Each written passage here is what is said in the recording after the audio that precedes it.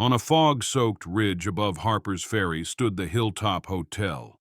Built in the mid-1800s, it had once been the pride of the town.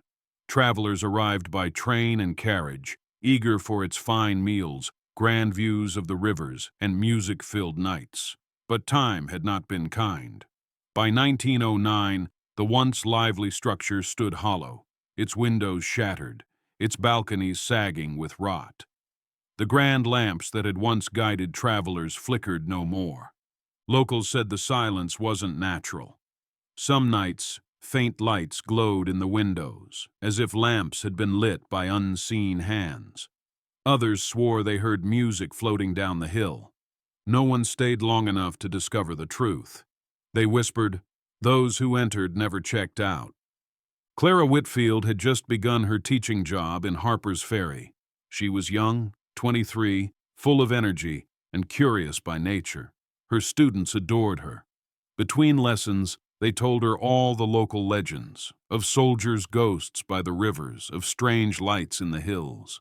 But the one they told most often was the story of the Hilltop Hotel.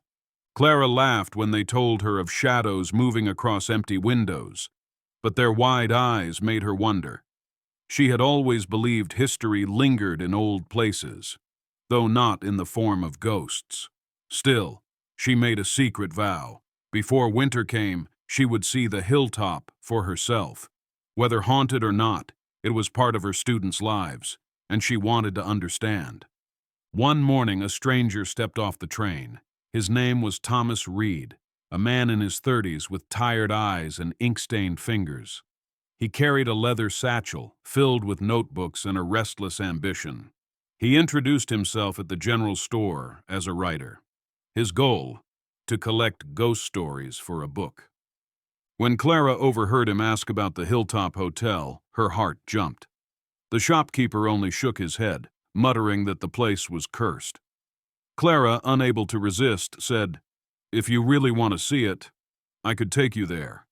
Thomas turned, studying her with sharp eyes. "You'd do that?" he asked. She nodded, though she wasn't sure why. Perhaps part curiosity, part fate. That evening, Thomas and Clara sat in the town's diner, drawing stares. The locals didn't like outsiders stirring up the hilltop's ghosts. Mr. Jennings, the barber, hunched over his coffee and spoke in a gravelly voice. "You ought not climb that hill," he warned. "Back in '93 there was a fire. Folks checked in for a masquerade ball, 12 of them. Not one came back down, and neither did their bodies. That hotel died with them." Thomas scribbled the words eagerly, his pen scratching the paper. Clara felt unease tighten her chest. She could see the fear in Jennings's eyes. This was no silly ghost tale for him. But Thomas only grinned. "The best stories," he whispered to Clara, "are the ones people beg you not to tell." A gray sky greeted them the next afternoon as they began their climb.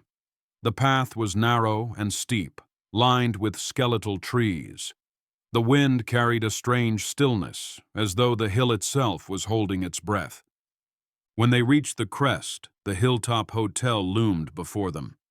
The once proud 3-story structure was broken, its brick walls blackened, its windows like hollow sockets staring down at them. The porch sagged under the weight of vines that coiled around its pillars like choking hands. Clara froze. "It doesn't want us here," she whispered. But Thomas stepped forward without hesitation. His boots crunched against the dead leaves. "History doesn't invite us," he said. "We take it." He pushed open the heavy front doors, which groaned like something alive. Inside, decay wrestled with faded grandeur. Chandeliers hung heavy with cobwebs, but their crystals still glittered faintly in the dying light. Velvet chairs lay overturned, the carpet eaten by moths.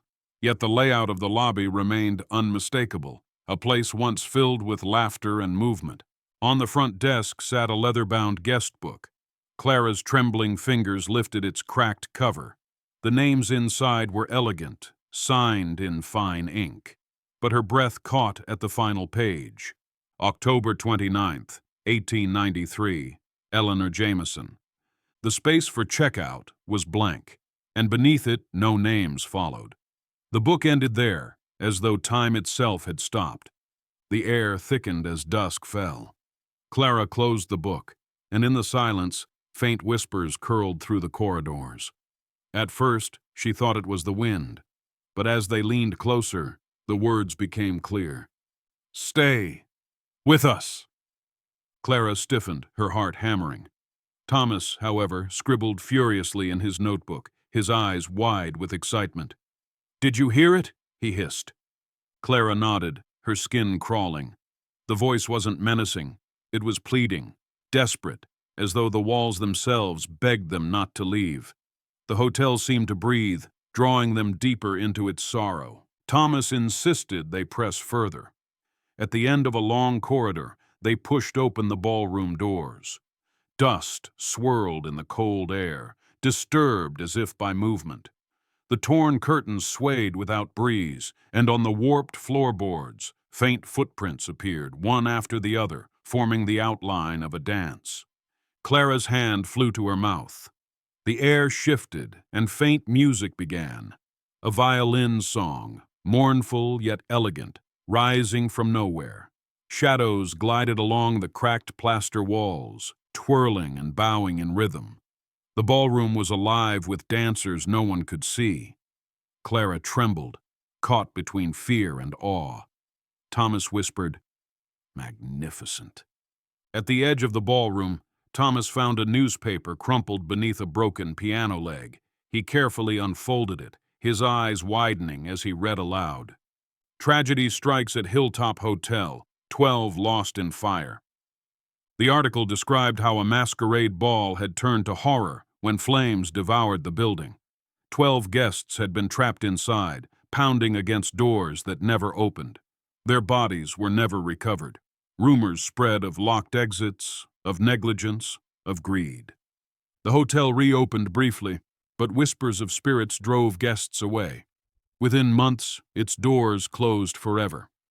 Clara's hand shook as she held the brittle paper. She understood now. The whispers, the shadows, the unfinished guest book.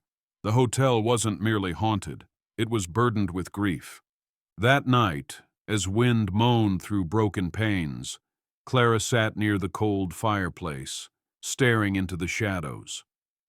"Do you think they know they're dead?" she asked quietly. Thomas, hunched over his notebook, didn't look up. "Perhaps?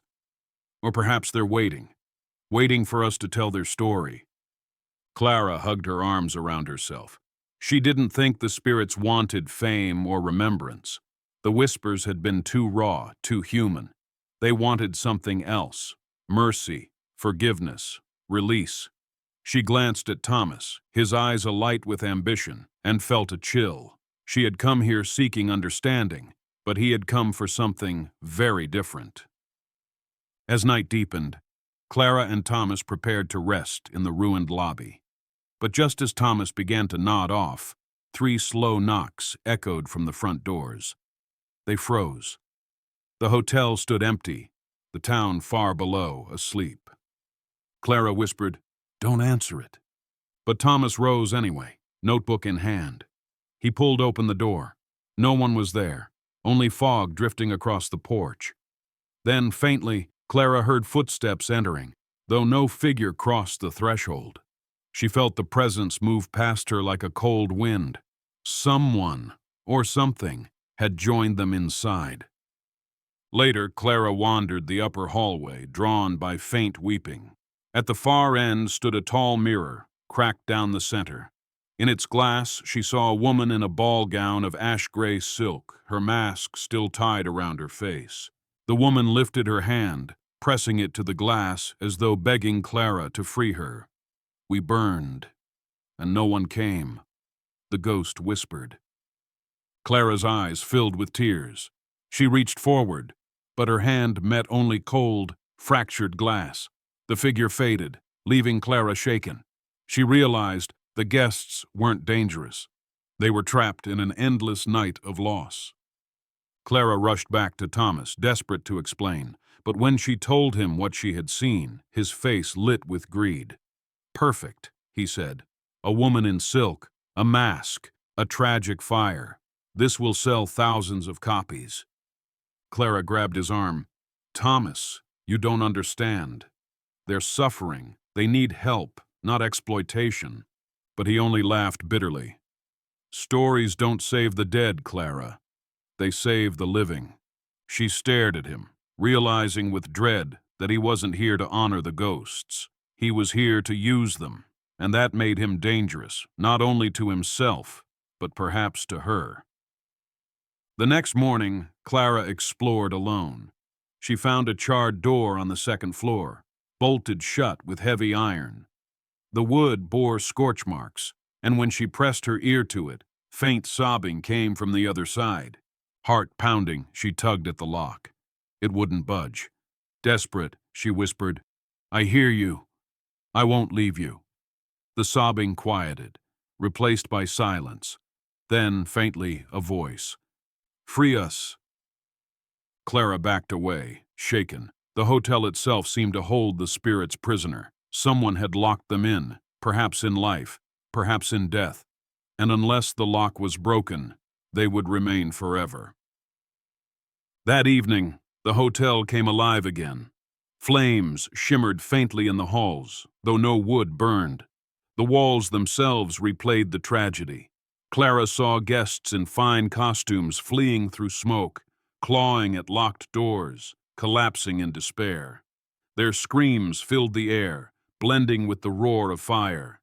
Thomas scribbled every detail, his eyes wild with fascination.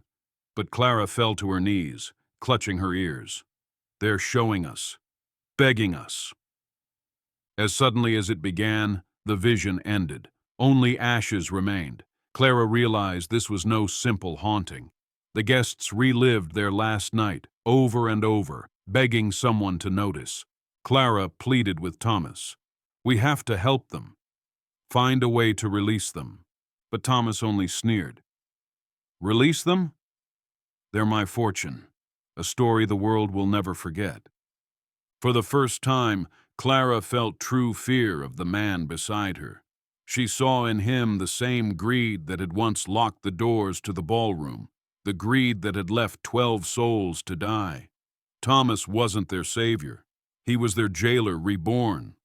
That night, Clara made her choice. If she couldn't change Thomas's heart, she would act alone. At dawn, Clara returned to the locked door. She carried a heavy iron rod found near the fireplace. With trembling strength, she swung it against the rusted lock. It clanged, resisting, but she struck again and again until finally the metal snapped. The door creaked open, and a rush of icy air spilled out, carrying with it a chorus of relieved sighs. Figures shimmered in the gloom, men and women in their ball gowns and suits, their masks lifted, their faces soft with gratitude. "Thank you," whispered the lady in gray silk, her eyes shining. "We can go home now." Clara wept as the figures dissolved into light, rising like mist toward the morning sky. Thomas found her standing by the broken door, tears streaking her face. His notebook slipped from his grasp as he realized what she had done. "You fool!" he shouted. "Do you know what you've cost me? This was my masterpiece, and you've destroyed it." Clara lifted her chin, trembling but resolute. "I didn't destroy anything. I set them free." Thomas's face twisted with fury. For a moment, Clara thought he might strike her. But then he turned, storming out of the hotel, his footsteps echoing down the hill. He left behind his notebook, its pages filled with words that now meant nothing. Silence filled the Hilltop Hotel. For the first time, the air felt still, not heavy. Sunlight streamed through the cracked windows, warming the dust. The guest book on the front desk stirred in an unseen breeze, and Clara saw new writing appear beneath Eleanor Jameson's name. Checked out, October 31st, 1909. Clara smiled through her tears. The pages turned themselves, each name finally bearing the words, "Checked out." The weight of grief lifted. The hotel was still broken, still abandoned, but no longer cursed. It stood not as a prison of souls, but as a monument to compassion and to the danger of greed. Clara left the hilltop that morning, walking slowly back into town. She carried Thomas's abandoned notebook, but not his ambition. Instead, she filled its empty pages with her own words, her students' stories, her neighbors' memories, the quiet history of people who had lived and loved. When asked about the Hilltop Hotel, she no longer told of ghosts, but of a fire, a tragedy, and the mercy that finally set 12 souls free. And as her students listened wide-eyed, Clara ended with a lesson that lingered. History is not just what we inherit. It's what we choose to carry forward. Let it be kindness, not greed, that lives on. The Hilltop Hotel remained on the ridge, silent but at peace. Those who entered after 1909 found only echoes of the past, and a gentle feeling that, at last, everyone had finally checked out.